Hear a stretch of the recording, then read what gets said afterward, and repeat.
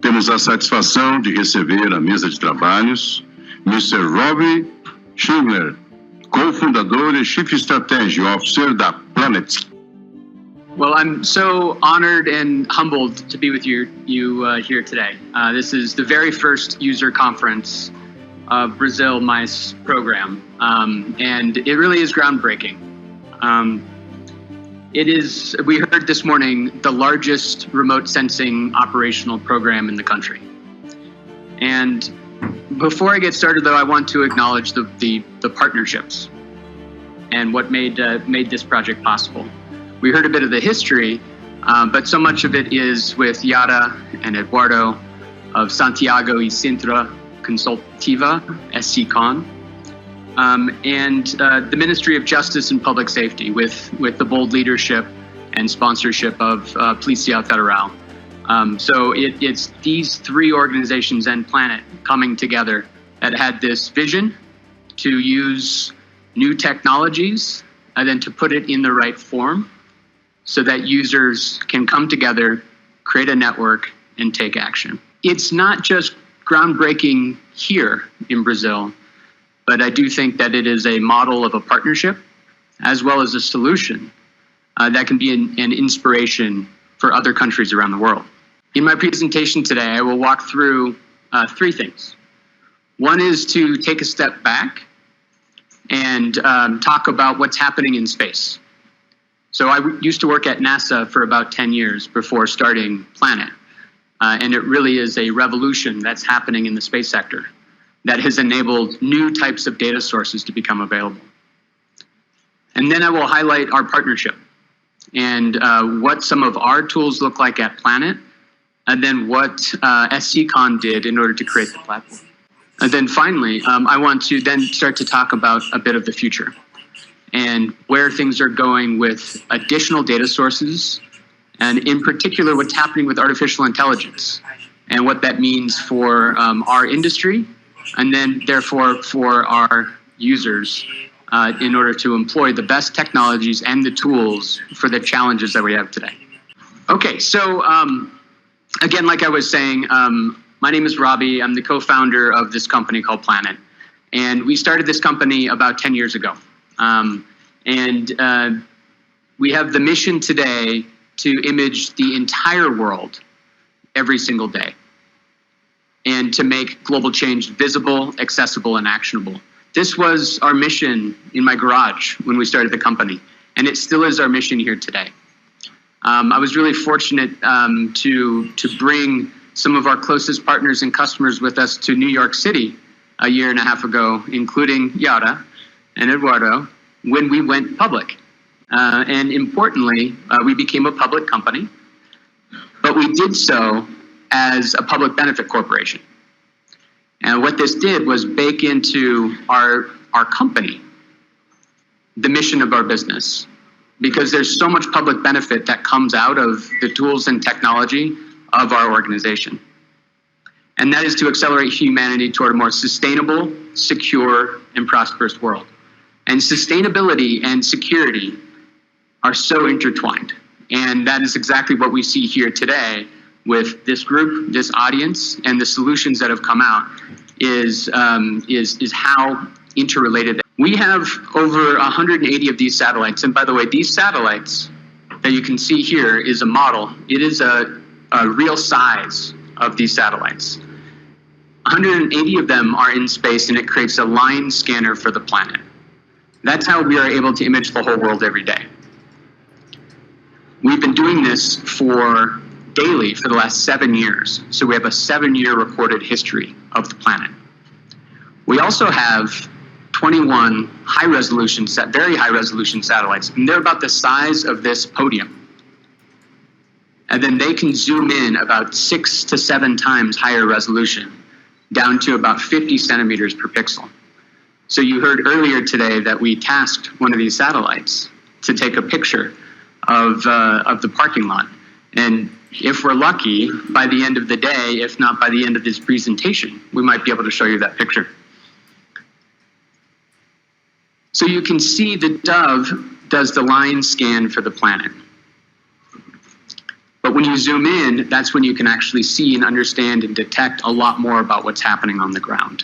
So these two systems work really well together so that you can then look for change by setting alerts.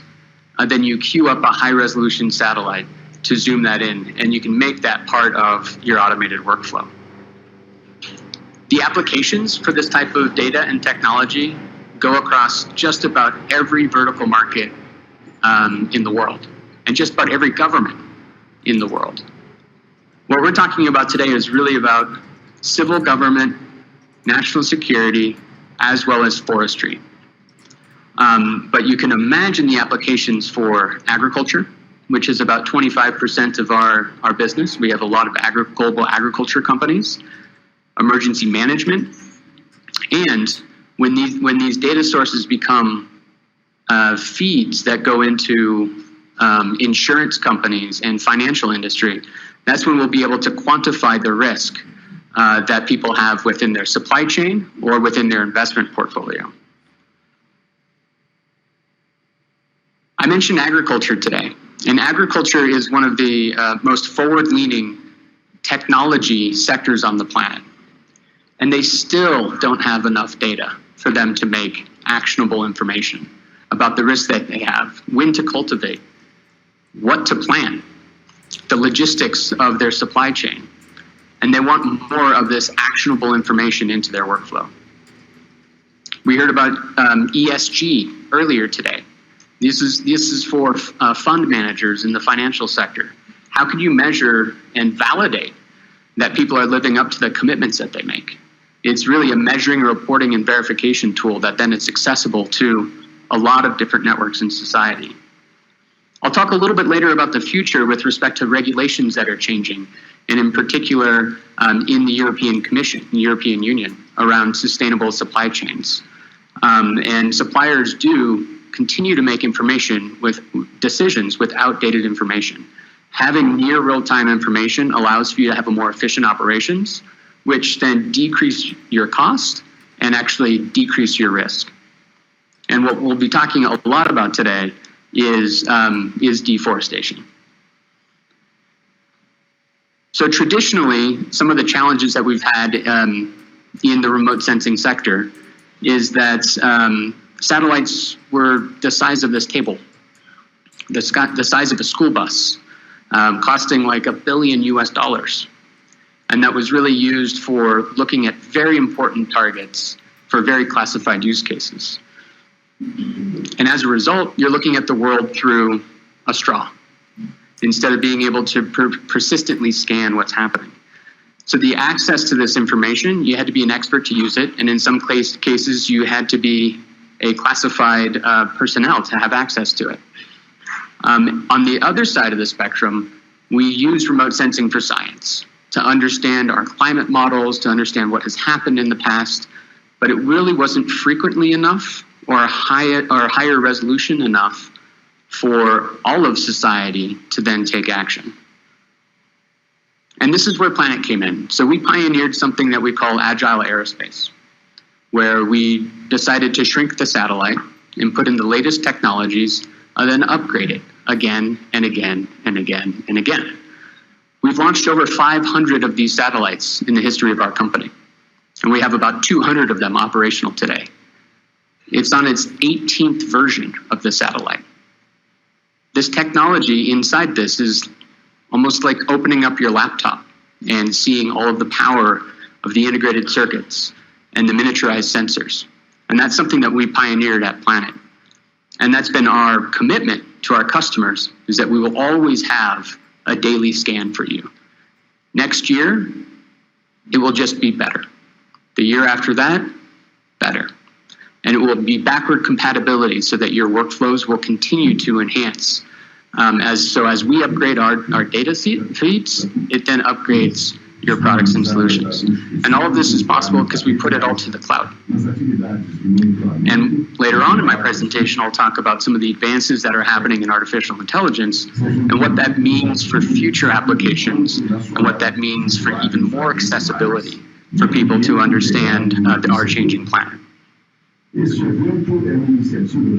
mentioned our company is about 10, 12 years old.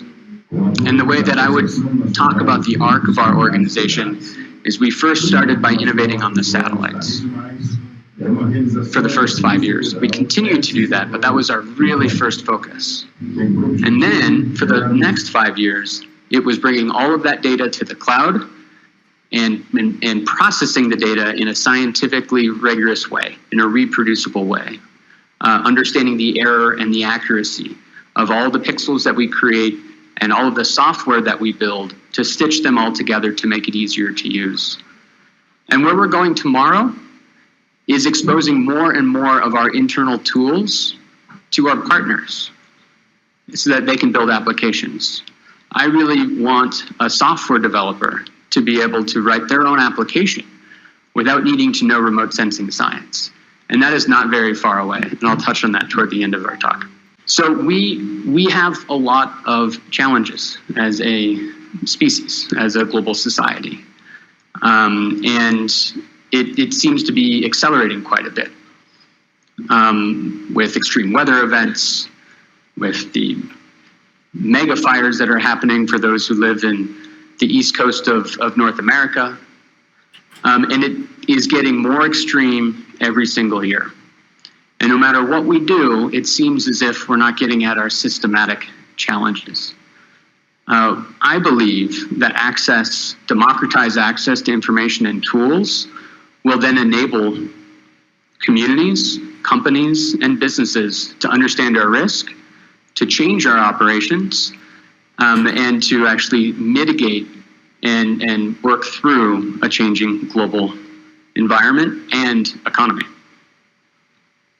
And at the crux of this, there are three major societal changes that are happening. This is from a really big perspective, but it's all completely true here in Brazil and probably true in your business and in your local, in the government to which you actually operate, is digital transformation. And what that means is we have to change our workflow. And that's exactly what we've done with this platform. You have taken the leap, learned a new tool, and became way more efficient with your operations. It's part of a sustainability transition around how our global economy operates. And we also need to recognize the global security challenges that we have along the world. And I believe transparent access to information allows people to be on a common operating picture, to then understand our shared emerging risks, and to mitigate them as much as you can. So some of the things I'm most excited about right now is what is happening with AI and analytics. But I also recognize that our company is a small organization, and we only achieve our impact with deep partnerships. So with that, I wanted to go into the second part and talk about what we built together. So let's start with the Amazon. We know how big it is. It is, and we know how important it is. A lot of people talk about it being the lungs of the earth, but it's way more than that. The water cycle of evapotranspiration, it cleans the air and it cleans the water. So it's really like the liver of the earth as well. And we also know how important it is for global weather. Approximately half the global weather originates from the Amazon, and that's because of the intact, biodiverse ecosystem that we have in the Amazon today. And so if you look at the water flow, and where, being at NASA, we had the adage when we were doing science and looking for life within the solar system, is to follow the water. Water is life. And with this pumping of water around the world, really the Amazon is the heart of our planet. So it's all that more important for us to actually take better care of it, to change our behavior around how we utilize it, and how we manage it together as a global community because of the critical global public goods that it provides with fresh water, clean air, biodiversity, and carbon storage. And 40 football fields of deforestation occurs every single minute, still. Now, I can tell you when we started this company, The size of this satellite was due to getting access to space cheaply. And when we calculated what we could build, we thought that we could achieve about 3 to 4 meters per pixel. And if you can image and scan the whole world every day, that's about the canopy of a tree if you look down from above. And so our primary mission was deforestation. That was what drove us in order to build the organization, was for us to better take care of the planet. So with huge areas of data that we're collecting, I'm going to show you for a couple of minutes some of the products that we have at Planet. How do you actually make sense of that? The first thing that we did was we created a monthly cloud-free image of the planet.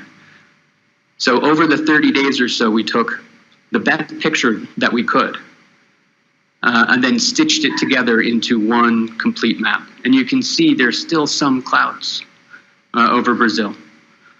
And so we have this everywhere. No matter where you want to look, you can visit. And if you want to investigate further to understand a particular region, in this case, the east of Brazil, you could then switch to look at it from a daily perspective. And in this case, this is about a year ago. You can see in April, not a whole lot changing from one day to the next. But around this time, you could actually see that there is some sort of logging that is occurring just over the period of 5 days. And we don't know if that was permitted or not, but you can empirically just see it with your eyes. But that's still a lot of data. And as we heard today, you don't want to find out after it happened. We want to try to see if we can identify an early indication of something that is about to occur. And that's where the next step of AI comes in, which is to look for roads. Tomorrow you'll have Justin, who's our senior product manager for analytics at Planet. He's visiting here today, who's going to then walk through some of those activities that we were doing with our roads and buildings analytics. And he can talk a lot more about the future stuff that's happening too. But then if you see that something was there and you want to zoom in more, this is when you can task a SkySat satellite. Again, the ones that are the size of this podium. And so far you've seen the monthly base maps, the daily scenes, the roads and buildings analytic, then tasking a SkySat together. And then here you can zoom in and see a lot more. You can see that the wood is piled up and ready for shipment. So I'm sure that you're all aware that AI is having a bit of a moment right now, and that is impacting just about everyone in the room, and us included. And we're embracing it appropriately. We really want to make sure that the analytics that we build are accurate, reproducible, based in science, and then create the right type of tools in order to allow for you to direct your attention during your day, so then you can actually understand what's happening. So that's one thing if you're managing municipality and being able to use some of these tools. But here in Brazil, 9 million square kilometers, you need to be able to actually look at it from a country scale, which is really the size of a continent. And then here you could actually see some of the heat maps of areas of change that allows for you to direct your attention from global to continent, in this case country, down to your areas of interest. But like I mentioned before, we didn't know if that cultivation of forests was allowed or not. And then this is where we really partnered deeply with Santiago y Sintra to create the platform. And they've enhanced our analytics and our feeds in every way. They also have deep trust with the federal police and can handle municipality data in a confidential way. And that's something that really shows the power and the partnership to then allow for Santiago y Sintra to get access to some of the latest tech, create the right type of platform and workflow for you, so that you don't have to be a remote sensing expert in order to produce a report, to understand if something is in compliance or not, and to really cost effectively do that at scale in a continent-wide style country. There's going to be a lot more of this conversation for the rest of the day and a half that we have together. But I also really want to encourage you to share what you've learned with your other colleagues in the room. You've probably come up with some really interesting tricks, and share that with one another. And also, Santiago y Sintra and ourselves, we're here. We want to hear from you around what else you want, a different workflow, different types of analytics, so that we can make sure that the platform gets better and better and better.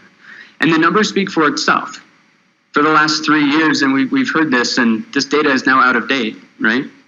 We have over 300 institutions that are using this, 43,000 users, and the project has collected probably well in excess of 10 billion reals at this moment. Okay, in my last portion of the conversation I want to have today is talk a little bit more about the future. And what I mean when I say that we really want to be more of a platform company that then allows for users to get access to build their own tools and services. But first, I do want to say that we still innovate on the space side. So we have 2 new satellites that are going up. We'll be up in space within the next 12 months. The first one is really the upgrade of our SkySat satellites. That's the one that is the size of this table here. And it's called Pelican. And Pelican is better in every way. But most importantly, it's better because of how quickly you can get the data. You can be able to task it in real time because it talks to other satellites. And you can be able to process some information on board and only send down what you need. That's really quite a novel capability. We're moving computation of our Earth data platform up to the satellite. By the way, I can talk about space all day long. That is what my background is. I won't do that today. But we, just like with the Doves, we practice agile aerospace. And so the first demo of this bus is going up in about 3 or 4 months. We'll launch another one about 3 or 4 months after that. And then we aim to have a constellation of 6 of these that are operational by the end of next year. And so it's intended to be complementary and upgrading to the SkySat capability. And the other one is called Tanager. And this has the same technologies inside the satellite, just like the Pelican, real-time connectivity, onboard compute. But the instrument is very different. It's a hyperspectral instrument. And what that means is it can the sensor can see well beyond what the eye can see. It can go up to about 2.5 microns. Our eye can see, about 900, almost 1 micron. So it goes well beyond that into the infrared. And we see the world and our reality through a blend between 3 filters, red, green, and blue. This satellite sees the world through 420 different filters. It can essentially be a thumbprint for the types of crops, types of trees, types of soil, geology, and it could actually even detect molecules in the atmosphere. So I forgot I had a couple of slides on this, but I'm going to go straight to the Tanager one. The molecules in the atmosphere can allow for this sensor to pick up methane emissions.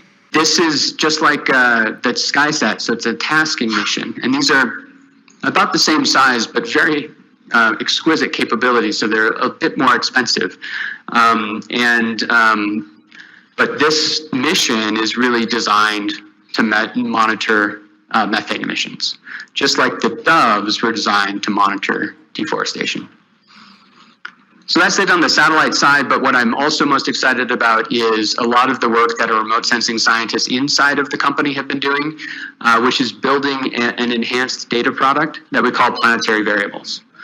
And so this is based in science with the appropriate AI, lots of peer-reviewed journals that are out there, lots of ground tests in order to ensure that the fusion of these data sets together into a data feed is accurate. This uses data from radar satellites, from public satellites, from passive microwave satellites, and our satellites, all fused together to create this variable. And you can see the first three are really focused on agriculture, although, like I mentioned before, it has implications for finance, for national security, just all the way across the board. So that is how much water is in your soil. What is the surface of the land? What is that temperature? And how much biomass are you able to detect? And combining some of those things together really give insurers great insight into what's happening, how much risk there is there for them to set an efficient policy, and actually make insurance cheaper, and because it's done in an automated way, more accessible to people who otherwise wouldn't be able to have access to insurance, as an example. So these are 4 planetary variables, the roads and buildings we talked about before. And we're working on 3 more right now.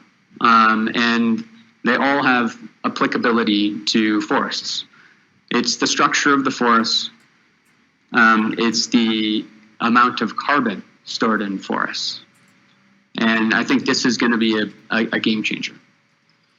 When you combine some of these things together, you can really use it for linear utilities, vegetation encroachment, a variety of other activities.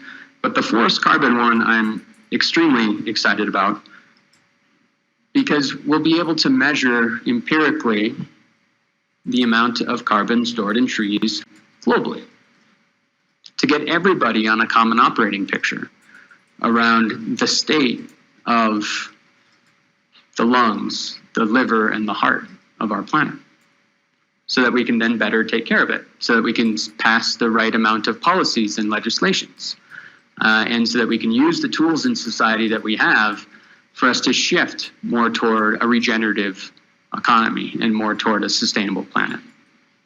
I also want to say that we are in the process of acquiring a company.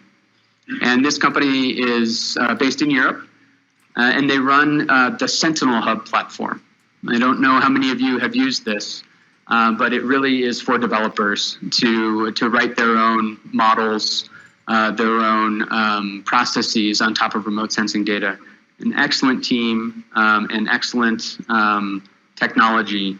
And we think the combination of our data APIs with their processing APIs really accelerates that vision of being a product company and business. I wanted to end with a couple of examples in the last year that I think really show the power of AI and what this means. And all of this is not done by us, right? These are all done by our partners. So may they actually inspire what we should be doing here in Brazil and what that does mean for the world. This is something that a group at NASA has done, which is remote sensing is really good at going into hard to reach areas. And the Amazon is a hard to reach area, and so is a conflict zone. So one of the major challenges that the entire global community was concerned with the Russian invasion of Ukraine is the breadbasket. What does it mean for agriculture and commodities globally? Are we going to have a major shortage? And this team at NASA, they went through and used really all of our data over that area over the past few years, measured their output, created correlation against them, and then took a look at what that actually meant for forecasts. And while everyone was really concerned that Ukraine would not be that productive, the data that was coming every single day actually showed that it was actually having most of the impact just at the front line, which was a huge relief. Still a challenge, but a huge relief. It wasn't as bad as we thought it was going to be. So again, having access to facts allows for us to not assume the worst, and we can make better decisions. I can also say, especially since we're here and hosted by the federal police that has a litigation role in society, it is against international law and against the Geneva Convention if you do certain things, human rights abuses, but also taking one's commodity crops. And so this type of data is trusted. It is accurate, and it is being used in the commercial side in actuarial insurance products. And I would not be surprised over the next 1 to 2 years if this becomes evidence in a court of law. A court of law if someone challenges an insurance claim, or a court of law if someone is tried in international courts. Also in Ukraine, we partnered with Microsoft to come up with a more accurate building detection and damage assessment atlas. It took 2 months, but went through and trained a really specific model, and it was awesome. And then earlier this year, when there was the earthquake in Turkey and Syria, they quickly modified that model, and within 3 days reran it with excellent accuracy. And so this analytic then was used to be able to allow for first responders, humanitarian aid organizations, insurance providers, city planners to all have access to what is the state of this emergency? How can I best act today in order to mitigate this horrible environment? I mentioned before the European Union. They definitely pride themselves on being forward-leaning from a regulatory standpoint, really all aimed at public benefit, individual protections.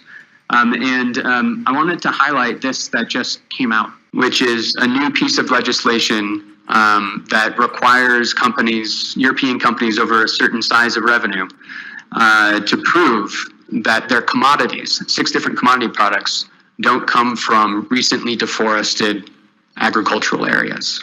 This, again, is part of that shift more toward a regenerative, sustainable planet.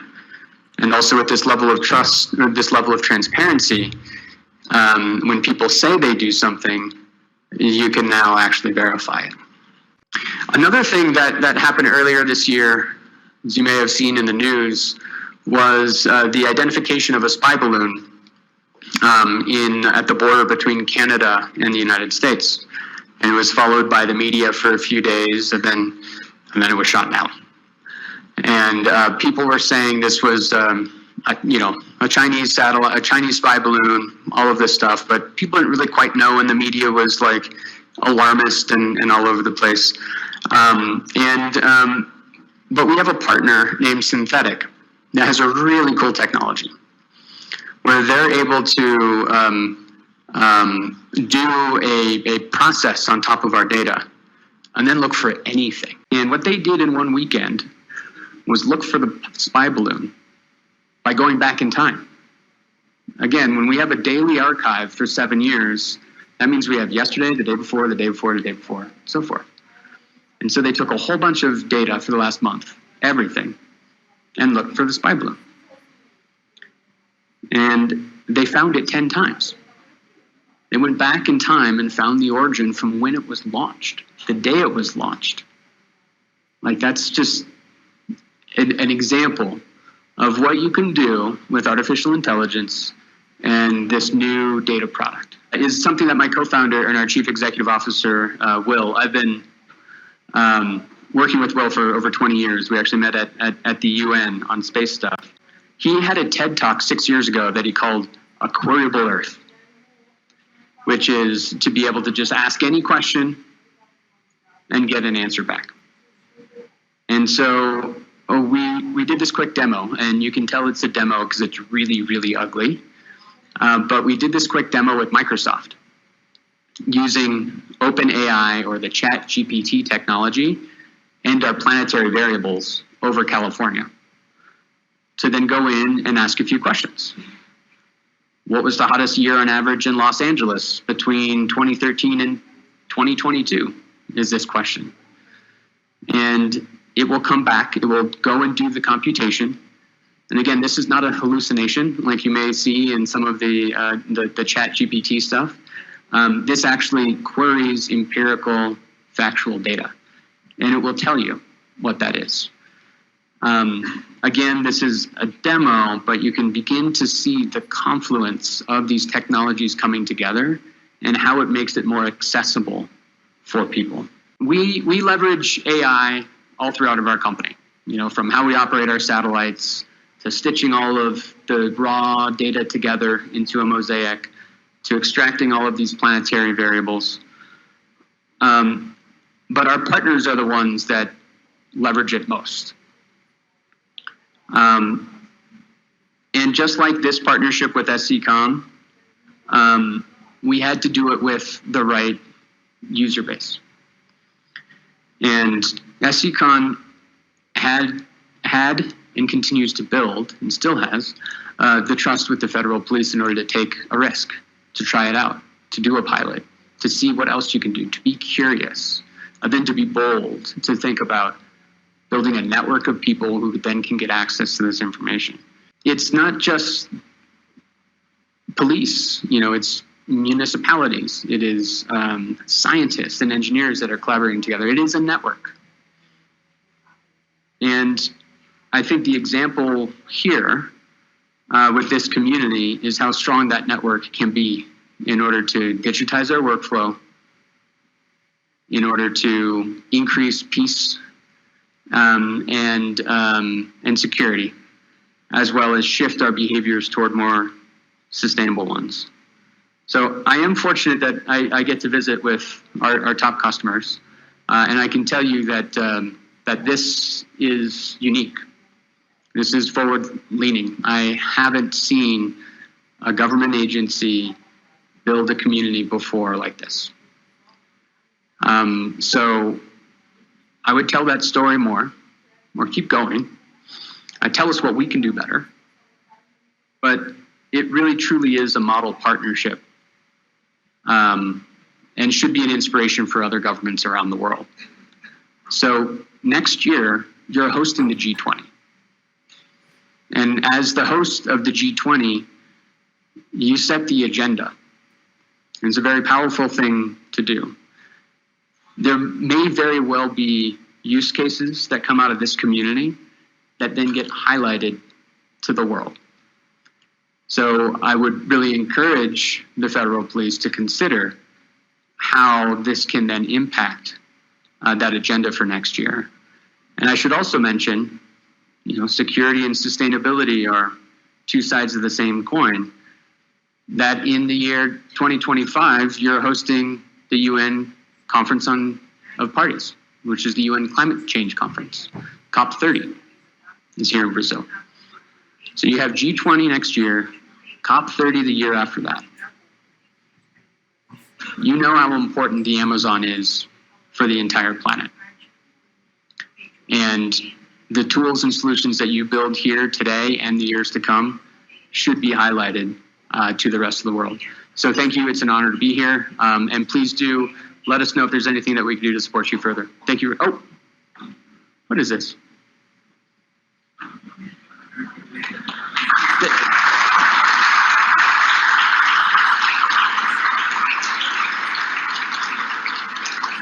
So it looks like we don't have a fully processed image yet, but we did capture a cloud-free image. We will continue to rectify it to put it together, but that's pretty fast. This was taken by a SkySat today at 9:31 in the morning. Okay, thank you, everyone.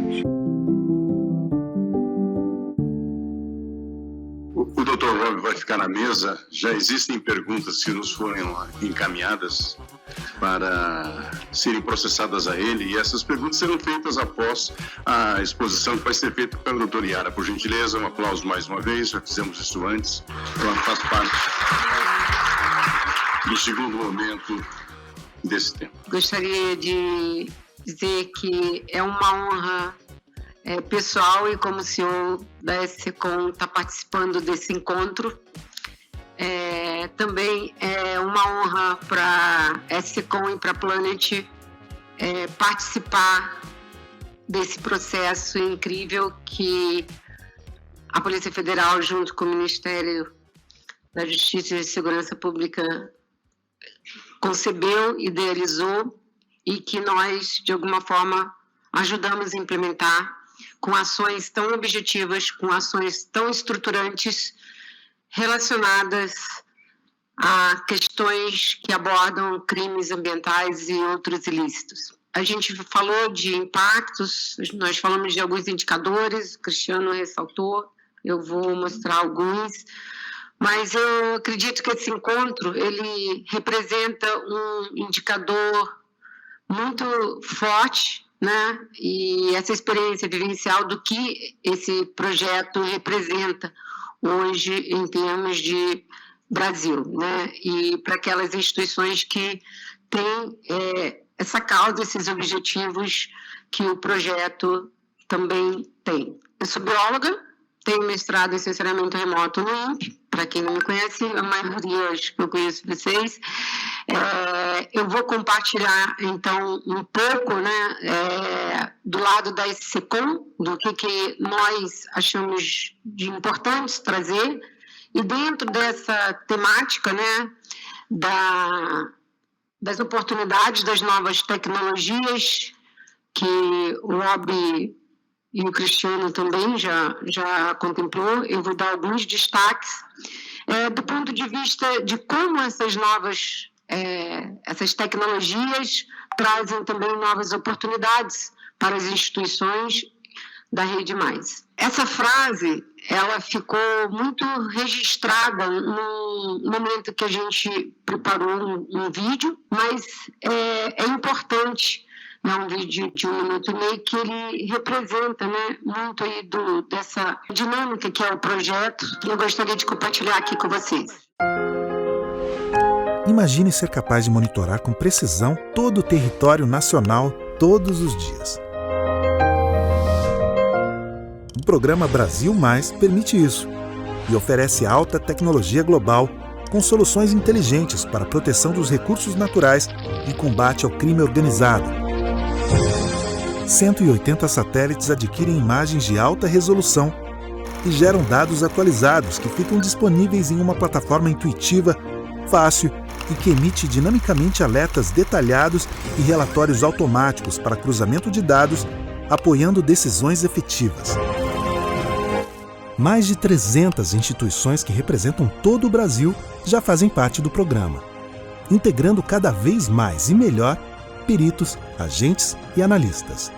São mais de 45 mil usuários que acessam informações com transparência e rastreabilidade, além de conteúdos exclusivos para suporte e capacitação no uso da plataforma. É mais do que uma ferramenta.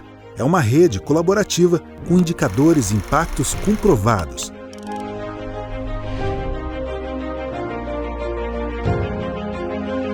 Venha fazer parte da RedeMAIS. Agora, especificamente em relação à nossa apresentação, eu gostaria de destacar como, né, os dados e as informações que já são disponibilizadas no âmbito da RedeMAIS podem ser utilizados como indicadores para endereçar questões e demandas importantes da nossa sociedade. Essa palavra foi falada com vários palestrantes hoje, essa preocupação da nossa sociedade, né, que envolve, sem dúvida, a necessidade de endereçar esses desafios da questão dos impactos ambientais. E o objetivo aqui é compartilhar com vocês como que o programa, a rede, já tem uma série de informações que possam, né, auxiliar de forma bastante objetiva essas questões relacionadas à compliance regulatório, que envolve tanto as questões de âmbito nacional, a rastreabilidade, compliance ESG e a cadeia de suprimentos, que hoje já é uma demanda, né, muito importante para o nosso setor, inclusive agro. Né? Existem regulamentações da União Europeia, dos Estados Unidos, é uma tendência, e a própria legislação do Brasil, né, que as próprias instituições financeiras hoje estão cada vez mais atentos e se instrumentalizando também de forma estruturante para que a gente possa, né, endereçar essas questões. Então, eu vou falar 4 tópicos aqui. Primeiro, aonde nós estamos, né? Quais são as demandas e necessidades que nós tivemos e que nós temos, como as tecnologias precisam endereçar essas demandas, né? É um ser vivo, a rede é um ser vivo, dinâmico, intenso diariamente, né? Como foi relatado aqui, todo dia tem novas adesões, tem milhares de consultas de suporte, todas essas informações são processadas, são analisadas para saber quais são as prioridades que a Polícia Federal e nós também vamos dar em termos de melhorias da plataforma, das funcionalidades e do suporte de uma maneira geral. E depois, quais são esses indicadores que nós já temos disponíveis no projeto, né, e que foram trabalhados para trazer novas oportunidades de endereçamento? Então, aqui é uma figura, né, dos representantes que estão aqui, que fazem parte deste dia primeiro e também vão estar participando das 4 trilhas técnicas, que tem mais de 200 pessoas inscritas, que vai se dar durante o dia de amanhã, né, que envolve garimpo, que envolve fiscalização, questões ambientais, segurança pública e treinamentos específicos. E aqui eu queria destacar alguns indicadores interessantes, que talvez seja o projeto que mais conseguiu democratizar, né? A gente sabe as diferenças, as demandas, as necessidades do nosso país tão grande e das regiões, mas se a gente percebe, né, em termos de instituições cadastradas, nós temos, eu diria, uma distribuição importantíssima. E nós sabemos que, por exemplo, na região norte, nordeste, este projeto talvez seja a única forma de se disponibilizar, né, informações com esse nível de detalhe para tantas instituições, para tantos usuários. Então, aqui eu acho que é um indicador bastante importante, tá, que expressa que o modelo do projeto, que o modelo de adesão ele foi desde o início muito transparente, muito cuidado e foi levado muito a sério. Seja um município, existe uma equipe nossa dedicada a esse processo de adesão, né? Porque a demanda foi surgindo grande e nós criamos essa equipe de suporte. E o mesmo procedimento, seja um município mínimo de 1.000 habitantes, 5.000 habitantes, ou seja, o município de São Paulo, né, com mais de 10 milhões de habitantes. É tratado da mesma forma, com a mesma seriedade, e o processo é o mesmo. Isso deu confiabilidade, isso deu transparência, isso deu confiança para todos os participantes da rede. E aí, se a gente for olhar também por usuários, é realmente impressionante, porque nós temos quantidade de usuários bastante significativos, né, na região norte, na região nordeste, região centro-oeste, sudeste e sul. Também mostra, né, o impacto dessa adesão do projeto. Como o Cristiano já falou, os dados, tanto das instituições como dos usuários, crescem quase que diariamente. Também estão representados 100% dos estados do Brasil, em termos de adesão, tá? E usuários, tanto por instituições como por usuários. Essa figura ela mostra um pouco do impacto das notícias relacionadas aos órgãos de segurança pública. Então, você tem realmente a Polícia Federal, mas tem instituições de todo o Brasil. Nós fazemos um monitoramento contínuo dessas notícias.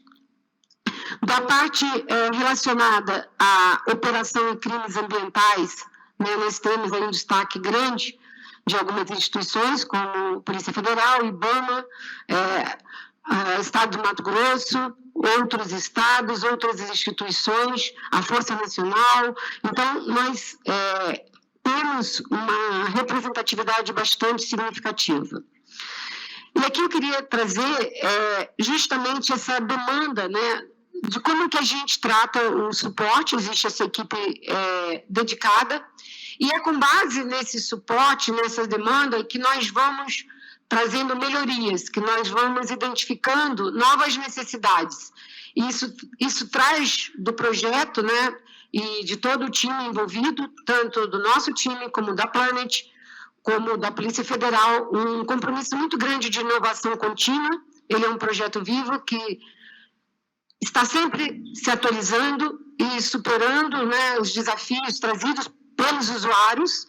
E a gente tem, né, quando o projeto começou no primeiro ano, ele já tinha um SLA, mas a Polícia Federal colocou um SLA extremamente rígido, 100 vezes mais, para que a gente pudesse realmente atender, né, os usuários. Então, todos vocês receberam o convite e foram cuidados os seus cadastramentos por esse mesmo time de usuários que responde a todas as questões técnicas, é um time extremamente capacitado, e nós levamos a sério absolutamente 100% de todos os chamados, né, e a Polícia Federal fiscaliza mensalmente todos esses chamados, o SLA cumprido. Então, esse é um ponto aí que existe, o mesmo critério de atender um chamado da PF é feito para qualquer usuário da RedeMAIS.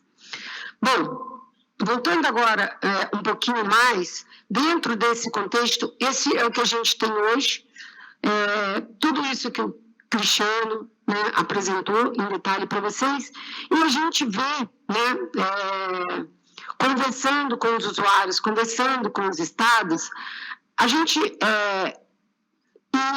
em termos de Brasil, de instituições, tanto federais como estaduais, principalmente, né, eu estive na COP no final do ano passado, e as questões são as mesmas, né, para todos.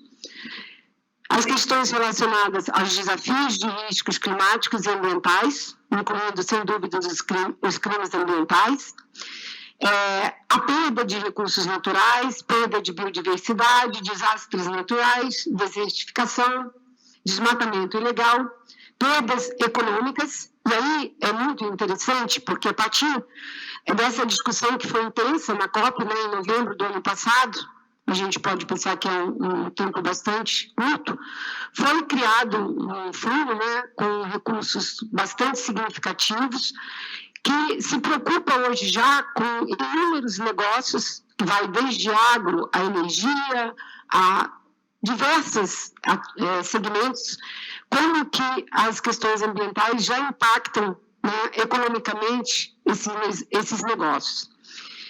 E aí tem outros desafios que envolvem resolver a equação de net zero, monitoramento e gerenciamento da cadeia de suprimentos.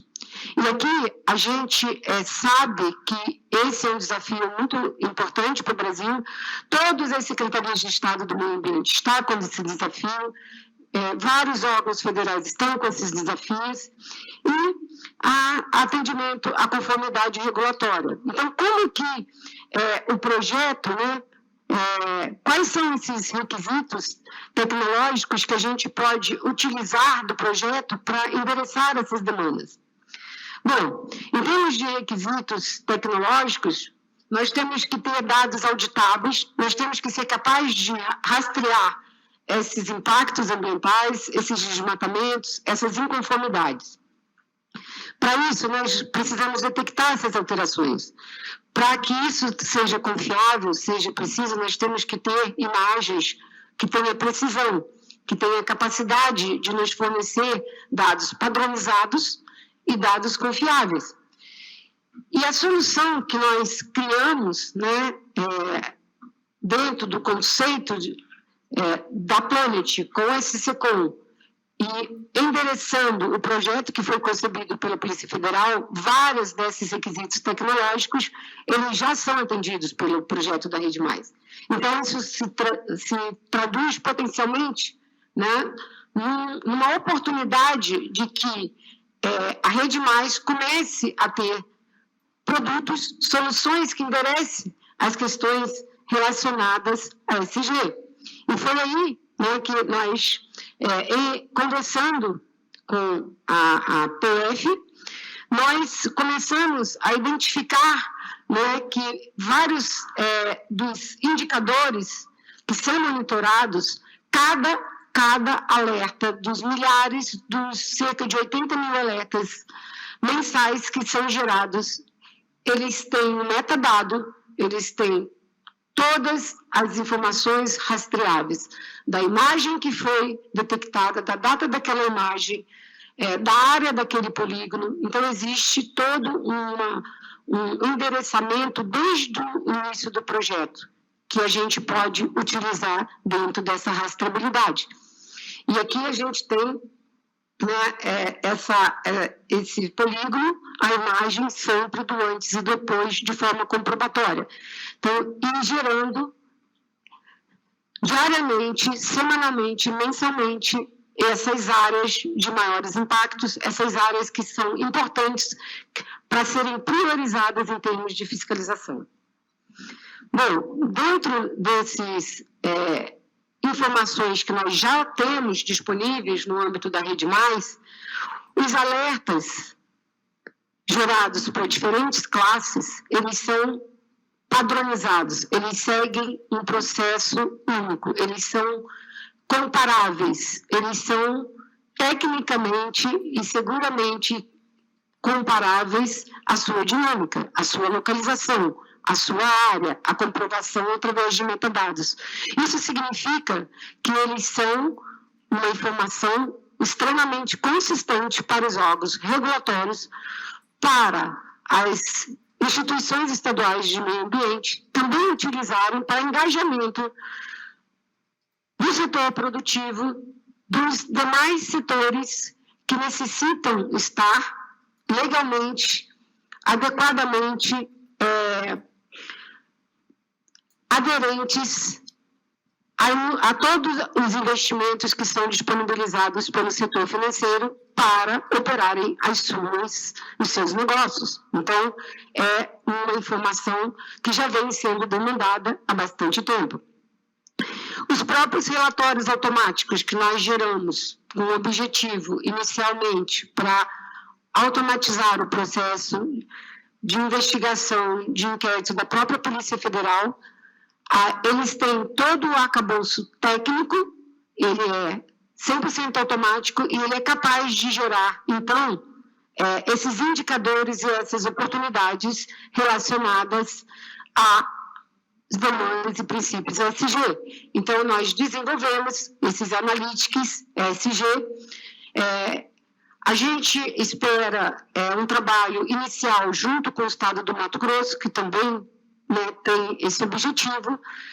Esse produto, ele está pronto, ele vai estar sendo homologado pela Polícia Federal e nós entendemos que é um produto que vai agregar muito valor às instituições estaduais do meio ambiente, às instituições federais, ao setor produtivo que necessita o apoio e entender como está a sua situação, seja junto a instituições estaduais de meio ambiente, que são as instituições com atribuição de licenciamento, controle e fiscalização, das instituições regulatórias, como as instituições financeiras, que financiam investimentos e negócios em áreas espacialmente definidas. Então, o projeto vai permitir que seja feita consultas em áreas específicas e entender, né, como aquela área, aquele CAR, aquele empreendimento está em relação à regulamentação ambiental e a regulamentação, inclusive, associada ao Banco Central, relacionada aos investimentos do setor produtivo.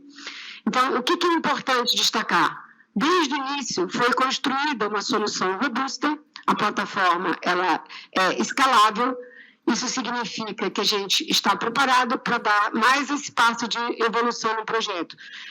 A aderência à segurança da informação, todo um sistema em cloud, com toda essa segurança, e mais um analítico importante que vai ser agregado à RedeMAIS.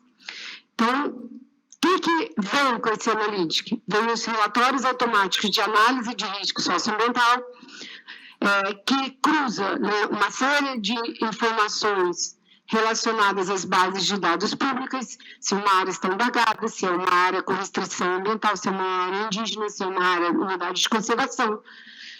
E outras informações que são endereçadas pela regulamentação. E como que vem esse resultado? Esse resultado, ele é um relatório que é gerado automático pela plataforma, e, havendo conformidade, você tem esse bolinha aqui verde. E como que é dada essa conformidade? Em relação, existe um banco de dados estruturado que atualiza continuamente essas informações e, ao final, esse relatório, ele explica por que essa área tem essa conformidade, baseada em todas a regulamentação relacionada à parte de financiamento, por exemplo, de uma área. E aqui nós temos um outro exemplo de um relatório que tem um nível de inconformidade. E aí, seja um produtor que vai no órgão estadual de meio ambiente e está suspenso o seu CAR para um determinado financiamento, ele pode entender o porquê ele está com essa pendência, uma vez que o relatório ele explica todos os parâmetros que foram analisados para conceitualizado como inconforme e pode, então, se regularizar. Basicamente, essa é uma novidade que a gente está trazendo, né, para o projeto e, de novo, eu gostaria de ressaltar que todas as demandas de suporte, as reuniões, os treinamentos que nós fazemos presencialmente ou virtual utilizando a plataforma de treinamento do projeto, essas informações são analisadas e são analisadas a questão de prioridade em termos de como que nós podemos fazer essas melhorias no projeto. Basicamente, era isso que eu tinha aqui para compartilhar com vocês. Obrigada. Olha só, gente, a gente vai agora para a sessão de perguntas aos nossos dois painelistas. Dr. Robbie, como o senhor vê o futuro da utilização de dados de satélite para o monitoramento do carbono e que potenciais estão previstos para os esforços climáticos globais? For the last 20 years, a number of groups have been trying to do voluntary carbon markets.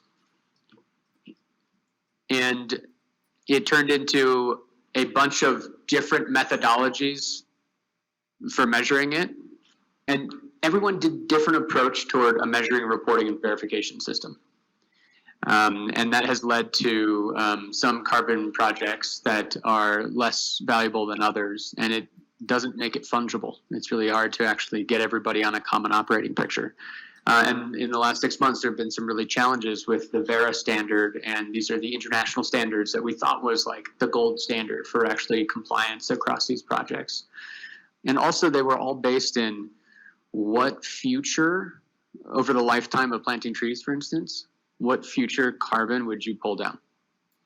And so you're essentially buying a credit, and you have to hold it for like 20 years for it to actually really happen. I think the power of AI tech and Earth observation is that you can empirically measure this. It's using known science called allometry, so the height of a tree from LiDAR data and the texture of the tree that's coming from the Dove data to then measure carbon stored in trees. Simply, cheaply, globally scalable, same MRV system. If you do that weekly, it's an MRV system. So I think it's quite transformative, and it's an opportunity to kind of break from the classic approach toward doing MRV systems, which are very expensive. Someone had to go on the ground and measure a tree and do it once every 6 years, and actually get more toward carbon accounting for storage every single year. And I think the future of that, and this is long term, but the future of that is one where, as a farmer, you now have the ability to farm two products, whatever your agroforestry product is, and sell that into the market. But then also you can measure every single year how much carbon you store. And if you store more carbon than you emit, then you can sell that on the voluntary market. So it becomes a two source of income for farmers.